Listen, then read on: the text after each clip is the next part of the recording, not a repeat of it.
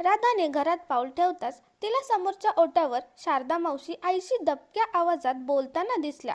राधाच्या मनात शंकेची पाल चुकचुकली. तिला वाटले की शारदा मावशी नक्कीच तिच्यासाठी एखादे स्थळ घेऊन आल्या असतील.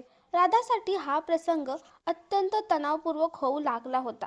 तिच्या आई वडिलांच्या वैवाहिक जीवनातील कडू अनुभवांनी तिच्या मनावर कायमचा ठसा उमटवला होता. मुलगा आणि मुलगी निवडताना होणाऱ्या अनेक औपचारिक विधींचा तिला तिरस्कार वाटू लागला होता.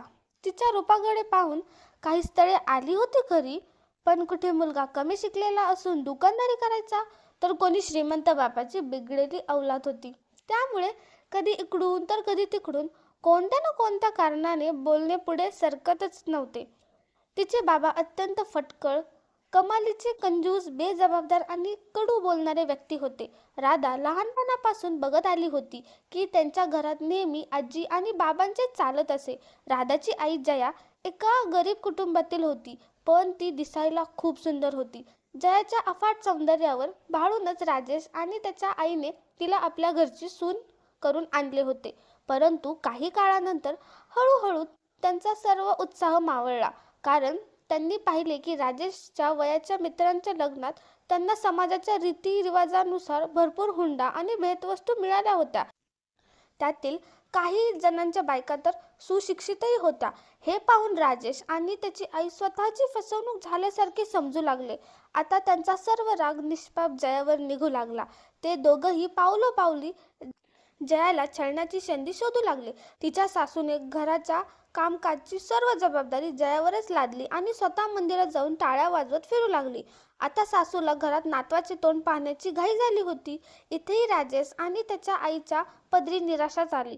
वर्षभरानंतर जयाने एका मुलीला जन्म दिला. या काळात संतापलेल्या सासूने जया आणि बाळांना नीट जेवण दिले ना त्यांची योग्य काळजी घेतली. राजेशच्या मनातून आता जयाच्या सौंदर्याची जादू पूर्णपणे उतरली होती. दुकान बंद करून तो घरी न जाता इकडे तिकडे मित्रांसोबत मौज मजा करत फिरू लागला. राजेश आपल्या वडिलांच्या दुकानाचा एकुलता एक वारस होता. लहानपणीच त्याने नकळत आपल्या वडिलांकडून दुकानदारीचे सर्व गुण आत्मसात केले होते. जयाकडे आता कोणताही पर्याय उरला नव्हता, म्हणून तिने नशिबासमोर हार मानली. ती एका बाहुलीप्रमाणे आपल्या सासूच्या आणि पतीच्या बोटांवर नाचू लागली. आता जयाच्या आयुष्याची गाडी एका सरळ रुळावर धावू लागली. काही वर्षांनंतर जयाची सासू दीर्घ आजाराने देवाघरी गेली. राजेश आता पूर्वीपेक्षा जास्त मनमानी करू लागला.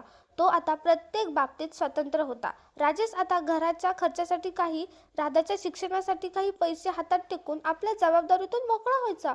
तो दुकान बंद करून आपल्या मित्रांसोबत मौज मजा करायला जायचा आणि उशिरा रात्री घरी परतत असे. लहानपणापासूनच राधा वडिलांच्या प्रेमापासून वंचित राहिली. तिच्या बाबांनी कधीही तिच्या डोक्यावर प्रेमाने हात ठेवला नाही किंवा तिच्या शिक्षणामध्ये रस घेतला नाही. राजेशच्या अशा वागण्याने आई आणि मुलगी दोघेही खचून जात. जयाच्या मनाला नेहमी एक रुखरुख लागली राहायची.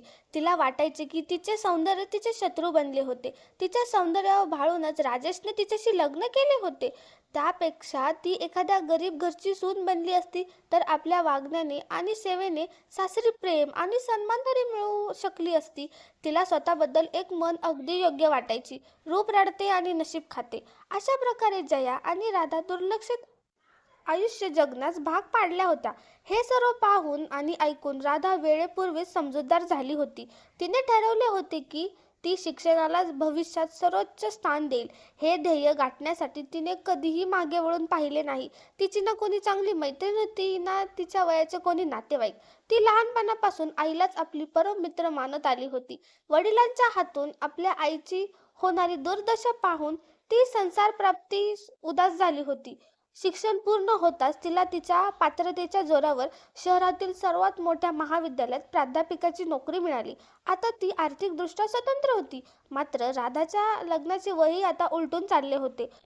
वडिलांची उपेक्षा आणि आईची हतबलता यामुळे राधाच्या लग्नाची घरात कधी चर्चाच होत नसे. मात्र जयाच्या नजरेतून राधाची उदासी आणि तिचे अस्वस्थ असणे लपून राहिले नव्हते.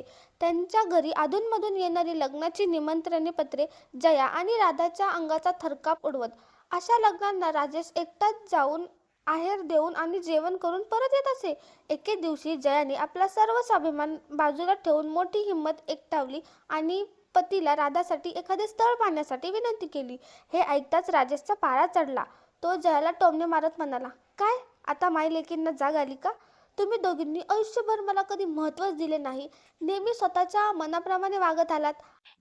आता लग्नाचंही तसेच करा.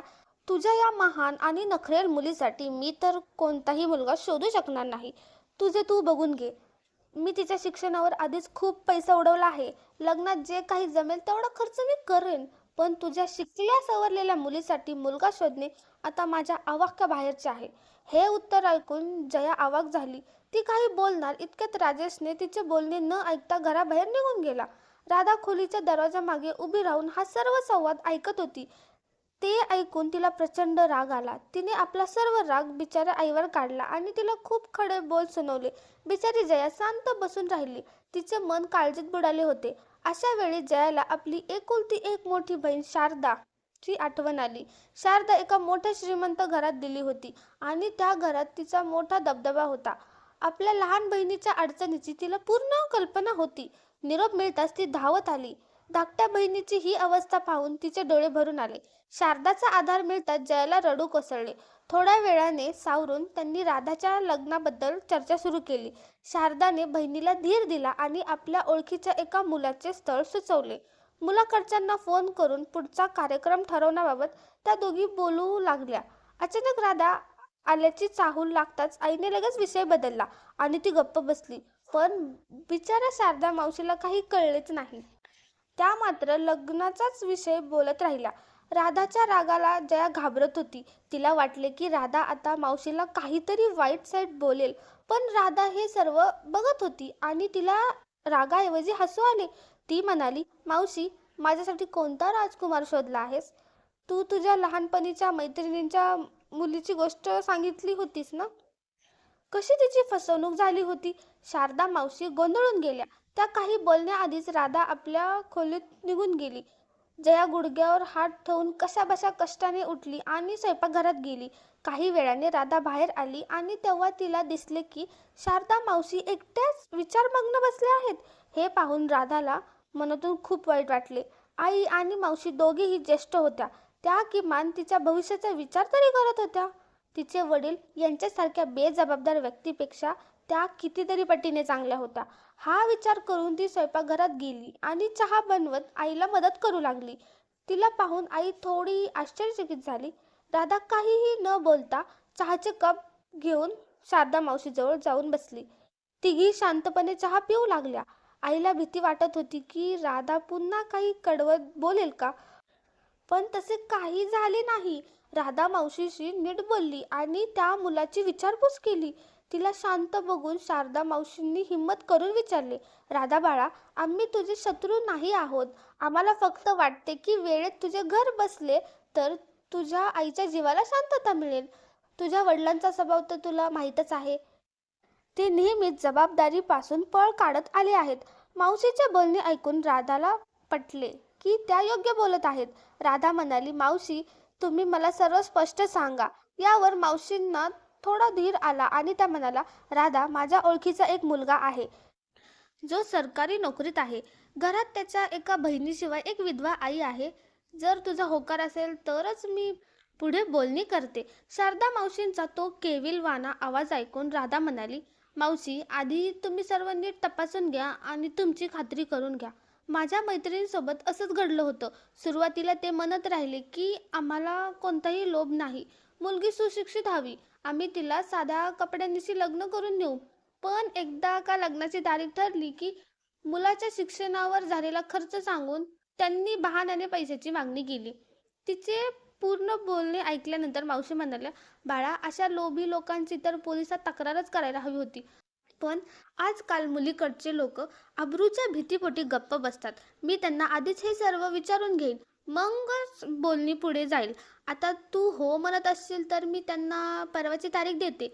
मुलाची आई आणि मुलगा असे दोघेच तुला बघायला येतील.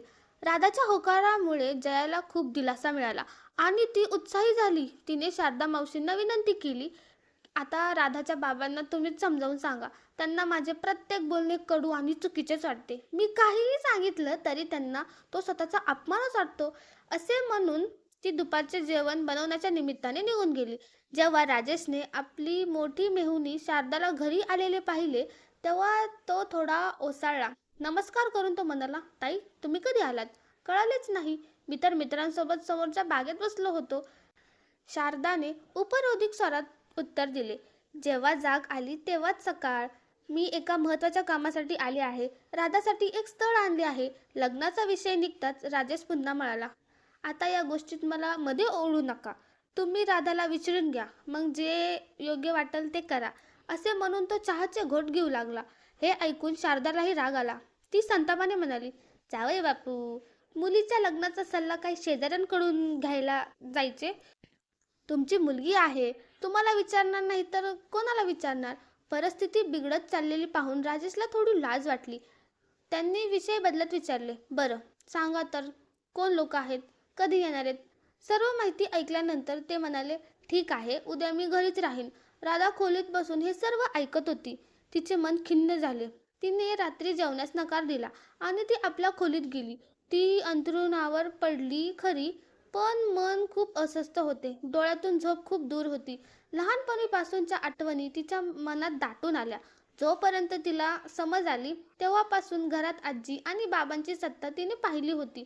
तिला आठवत होते की आईकडे फक्त 2-3 साड्या असायच्या, ज्या ती नीट धुवून आणि सांभाळून नेसायची. ती दिवसभर घरात मग्न असायची, पण तिची सेवा घेणे हा सर्वजण आपला जन्मसिद्ध अधिकार समजत.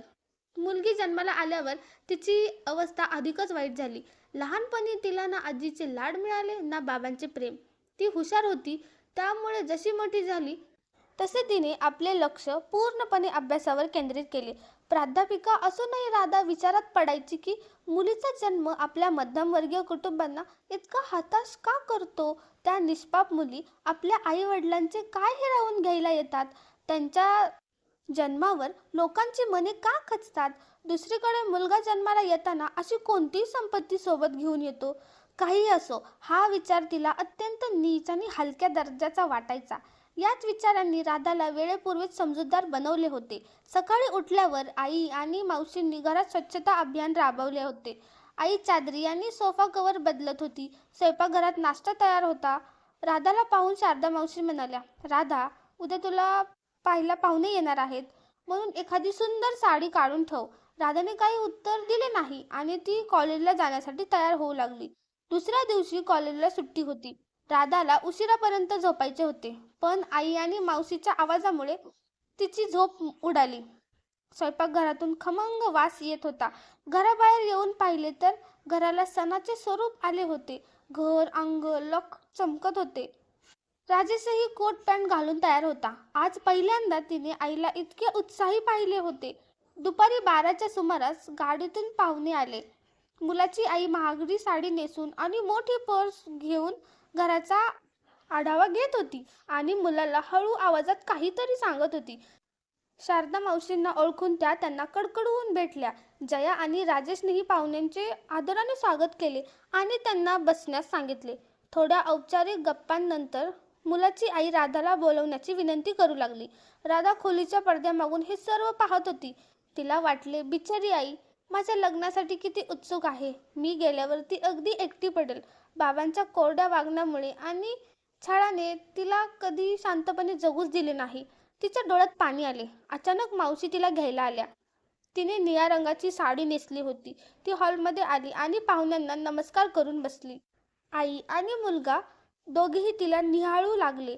तिला थोडं अवघडल्यासारखं झालं. त्यानंतर त्यांनी तिच्याबद्दल जाणून घेण्यासाठी प्रश्नांची सुरुवात केली. अचानक मुलाने आपल्या आईला काहीतरी सांगितले. मुलाची आई म्हणाली, रवीला राधा आवडली आहे. तुमची ही हरकत नसेल तर ते दोघं थोडे बाहेर फिरून येतील, म्हणजे एकमेकांना समजून घेण्याची संधी मिळेल. हे ऐकून जया, राधा आणि राजेश साशंक झाले, पण शारदा मावशींनी वेळ पाहून होकार दिला. राधाला राग आला होता, पण मावशींनी बाजूला नेऊन समजावल्यामुळे ती तयार झाली. त्या अनोळखी मुलासोबत एकटे बाहेर जाणे राधाला विचित्र वाटत होते. मुलाने आपले नाव रवी असल्याचे सांगितले. रवी तिला आधी एका हॉटेलमध्ये घेऊन गेला. तिथे त्याने कॉफी आणि सँडविचची ऑर्डर दिली. कॉफी पिता पिता रवीने अचानक राधाचा हात पकडून हाताला किसी केली. हे पाहून राधा हादरून गेली. ती ताडकन उभी राहिली आणि म्हणाली, मला घरी जायचे आहे. रवी म्हणाला, तू आधुनिक काळातील शिकलेली मुलगी आहेस, इतक्या लहानशा गोष्टीने काय घाबरतेस? तसेही आता आपण लग्नाच्या बेडीत अडकणारच आहेस. संकोच करू नकोस. चल आता आपण चित्रपट पाहायला जाऊया. राधाची इच्छा आहे की नाही हे जाणून न घेताच रवी तिच्या कमरेवर हात ठेवून सिनेमा हॉलच्या दिशेने चालू लागला.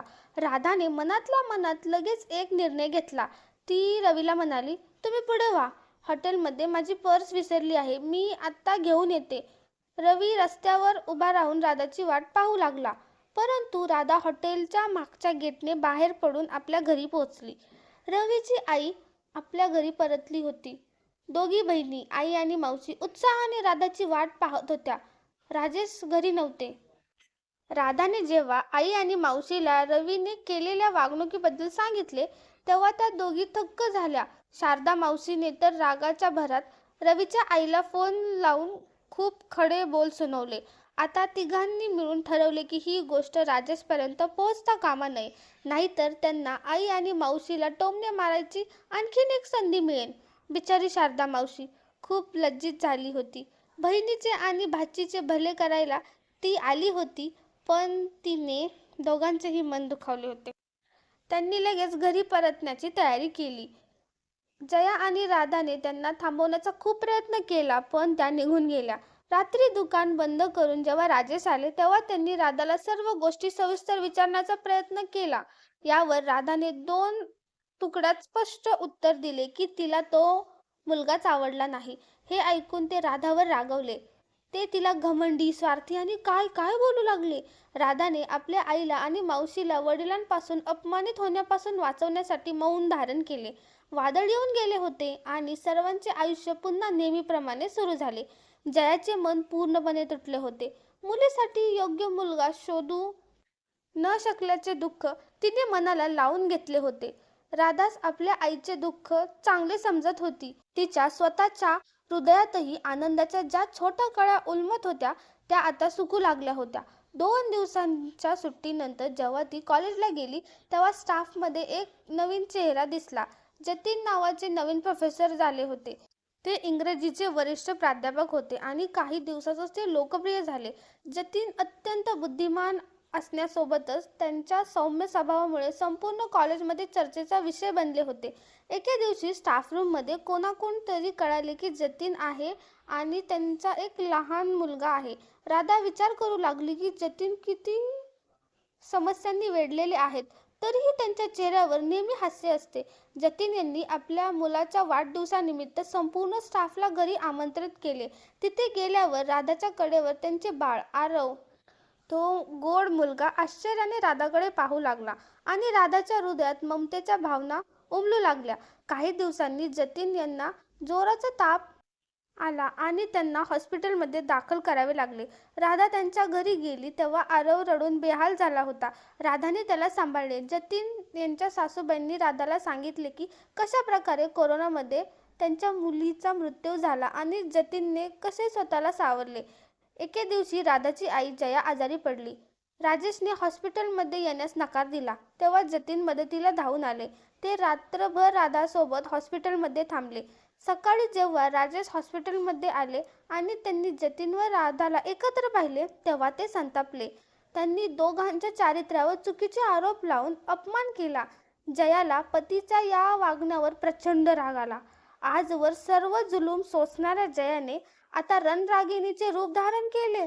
तिने राधाचा हात जतीनच्या हातात देऊन सांगितले की माझ्या मुलीसाठी इतका सभ्य जोडीदार मी शोधला तरी मिळणार नाही. जयाने ठामपणे सांगितले की आता पुरे, मला तुझ्यापासून सुटका हवी आहे. आम्ही तुझ्याशिवाय सन्मानाने जगू शकतो. अपमानित झालेला राजेश जड पावलांनी हॉस्पिटल बाहेर निघून गेला. तुम्हाला ही कथा कशी वाटली आम्हाला कमेंट करून नक्की सांगा आणि जर तुम्हाला ही कथा आवडली असेल तर व्हिडिओला लाईक करा, शेअर करा. धन्यवाद.